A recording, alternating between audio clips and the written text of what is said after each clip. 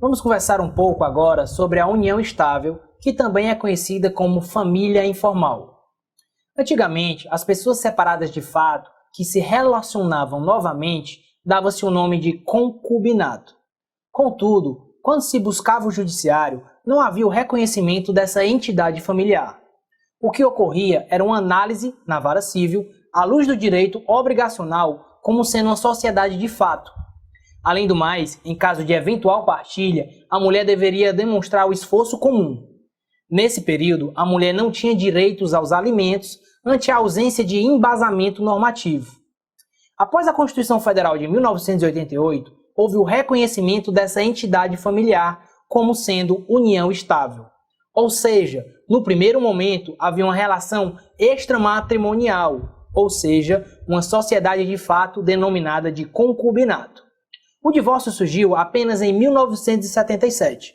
A súmula 380 do STF nos diz: comprovada a existência de sociedade de fato entre os concubinos, é cabível a sua dissolução judicial com a partilha do patrimônio adquirido pelo esforço comum. Como já mencionado anteriormente, o concubinato não era encarado como uma entidade familiar, mas como uma sociedade de fato. E, no caso de uma eventual partilha, era muito difícil a prova do esforço comum. Desse modo, para evitar esse tipo de situação e não deixar a mulher no desabrigo, a jurisprudência passou a fixar a indenização pelos serviços domésticos prestados. Hoje, segundo o regramento do Código Civil, quanto à concubina, não é possível o requerimento de indenização pelos serviços domésticos prestados, pois o STJ entende que não se pode dar mais direitos à concubina do que teria a companheira ou cônjuge. Com o advento do Código Civil de 2002, a união estável passou a ser vista como uma união pública, contínua e duradoura, e, principalmente, com o objetivo de constituir família. Logo, as relações não eventuais entre homem e mulher impedidos de se casar chamam-se de concubinato, que se resume na figura da amante. Vale salientar que a jurisprudência tem sido bastante prudente, mas tem assegurado alguns direitos. O artigo 1726 nos diz que a união estável poderá converter-se em casamento, mediante pedido dos companheiros ao juiz e assento no registro civil. Na verdade, quando a Constituição diz que será facilitada a conversão da união estável em casamento, é importante deixar claro que não significa que o casamento está acima da união estável, mas é preciso afirmar que essa facilitação que a Constituição Federal menciona não existe, porque essa conversão não é feita em cartório, como prevê as leis anteriores, mas mediante pedido ao juiz. Com isso, terminamos o assunto de regime de bens e vamos falar um pouco sobre alimentos, pois ele é uma consequência comum da maioria dos divórcios atualmente enfrentados. Vamos começar. Os alimentos podem ser gravídicos, em prol do bebê, de barriga, ou decorrente do poder familiar, aquele pago entre pais e filhos.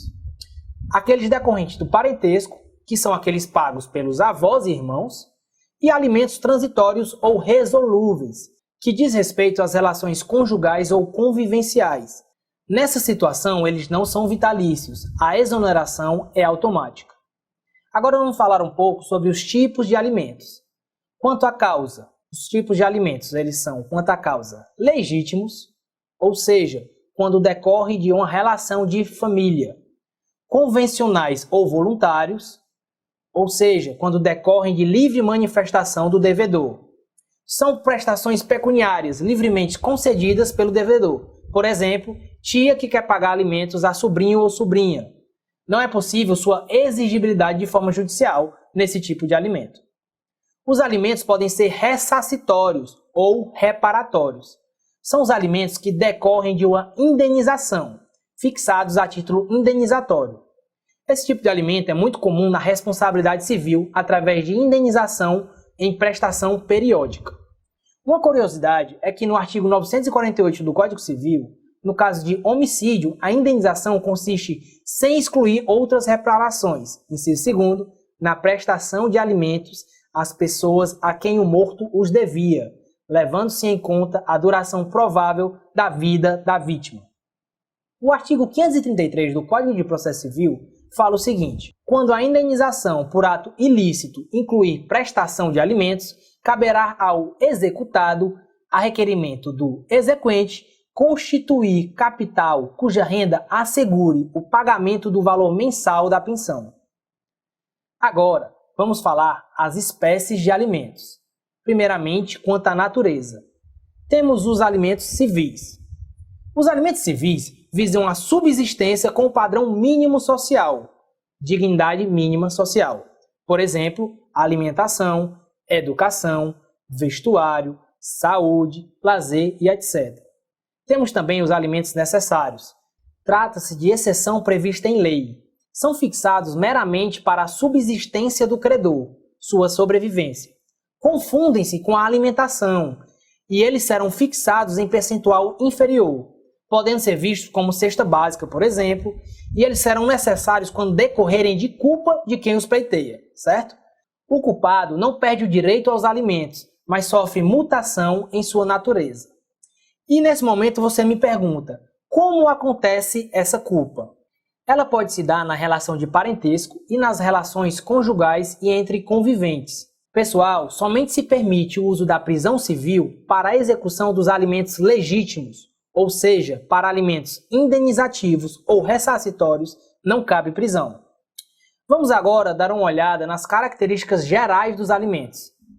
Deve-se atentar à Lei dos Alimentos Gravídicos, Lei número 5.478 de 1968, e os artigos 1694 a 1698 do Código Civil. Primeiro, os alimentos são personalíssimos, intuito persona, em razão de pessoas específicas, certo? Segunda característica, os alimentos são imprescritíveis, ou seja, não há prazo extintivo para requerê-los, mas uma vez fixados os alimentos, haverá prazo para executar. Atenção para o artigo 206, parágrafo 2º do Código Civil, que nos diz: prescreve em 2 anos a pretensão para haver prestações alimentares a partir da data em que se vencerem, ou seja, caso os alimentos se vencerem em janeiro de 2021, deverá ser cobrado até janeiro de 2023. Preste atenção para o seguinte fato: se o alimentando é menor impúbere, o prazo prescricional não correrá. Somente começará a correr após completar 16 anos. Isso é o que nos fala o artigo 198, inciso 1º do Código Civil. Nesse caso, se em janeiro de 2021 é completado os 16 anos de idade, o alimentado poderá cobrar até janeiro de 2023 todos os alimentos atrasados enquanto era menor de idade. Assim, se desde os 12 anos de idade não foram pagos os alimentos, poderão ser cobrados o total, desde que seja feito até 2 anos após seus 16 anos, ou seja, até os 18 anos. Assim, vimos algumas características principais dos alimentos. Na próxima aula, iremos continuar o estudo dos alimentos e entraremos no assunto de alimentos gravidícios. Espero você e até lá!